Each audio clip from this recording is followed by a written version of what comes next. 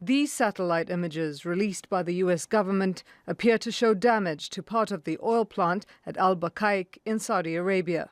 They could prove vital in determining who attacked the plant and from where. It looked like they were damaged in the north and west part of the facilities, which would mean that they didn't come from Yemen.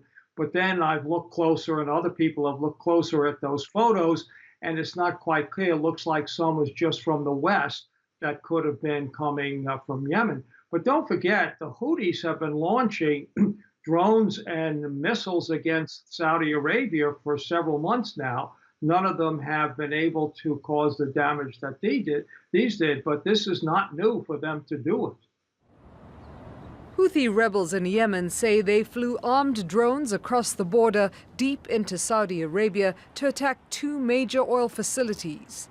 If confirmed, it's their most ambitious and devastating operation, following dozens of smaller-scale strikes in the kingdom in recent months. We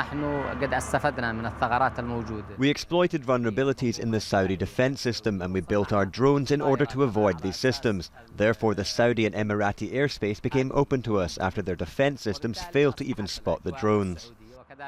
The US Secretary of State blames Iran for Saturday's attacks. Mike Pompeo says there's no evidence they were launched from Yemen, although he hasn't explained how Iran is to blame or where the drones took off from.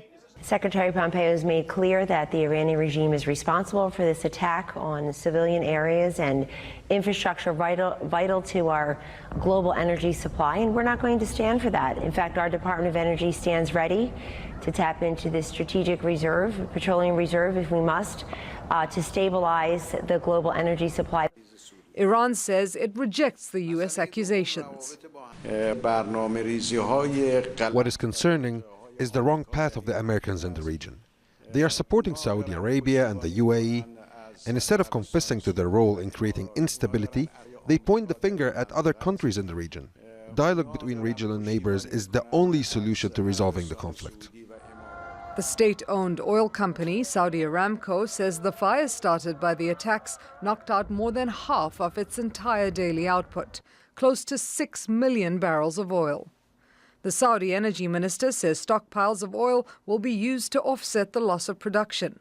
But oil markets haven't seen a shutdown on this scale since Iraqi troops invaded Kuwait to start the first Gulf War in 1990. And it's not clear how long repairs will take. The impact will depend on how quickly the Saudis can restore full production. Scheherazade, Gaffoor, Al Jazeera.